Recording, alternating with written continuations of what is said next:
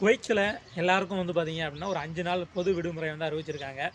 எதுக்காக அப்படின்னு கேட்டிங்கன்னா, பிப்ரவரி 25 குவைத்தினுடைய நேஷனல் டே, பிப்ரவரி 26 குவைத்தினுடைய விடுதலை நாள். இந்த 2 நாளும் வந்து பார்த்தீங்க அப்படின்னா குவைத்தில் எப்போவுமே ஹாலிடே இருக்கும்.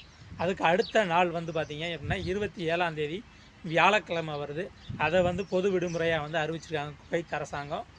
அறிவித்து அடுத்து வெள்ளி சனி இந்த 2 நாளையும் சேர்த்து மொத்தம் 5 நாள் வந்து லீவு வந்து அறிவிச்சிருக்காங்க. அனைத்து கவர்மெண்ட் அலுவலகம், கம்பெனிஸ் வந்து ஸ்கூலு, காலேஜ் எல்லாமே வந்து விடுமுறையாக இருக்கும். நம்மளை மாதிரி வேலை பார்க்கக்கூடிய கத்தாமாவும் சரி, டிரைவரும் சரி, ஹவுஸ் பாயாக ஒர்க் பண்ணுறவங்களாம் சரி, இவங்களுக்கெல்லாம் வந்து பார்த்தீங்க அப்படின்னா இந்த 5 நாள் விடுமுறை நாட்களில் வந்து ஹெவி ஒர்க் இருக்கும். ஏன்னா வாப்ரா போவாங்க, கைரான் போவாங்க, இங்கேருந்து சாலை போவாங்க. இந்த பக்கம் பார்த்தீங்கன்னா சுலபி காத்து, இங்கிட்டு ஜஹாராவில் இருக்கிறவங்களுக்குலாம் சொல்ல வேண்டியதில்லை. சேம் அதே தான். இந்த மாதிரி பொது விடுமுறை வந்து பார்த்தீங்க அப்படின்னா நம்மலாம் என்ஜாய் பண்ண முடியாது. மற்றபடி குவைத்திகள் வந்து என்ஜாய் பண்ணுவாங்க. இன்னொரு விஷயம் ரொம்ப கவனமாக இருக்கணும். இந்த நேஷ்னல் டே அன்னைக்கு வந்து பார்த்தீங்க அப்படின்னா 25, 26 இந்த 2 நாள்களில் வந்து பார்த்தீங்க அப்படின்னா குவைத்தி பசங்க வந்து ரொம்ப அநியாயம் பண்ணுவாங்க, ரொம்ப அட்டூழியம் பண்ணுவாங்க.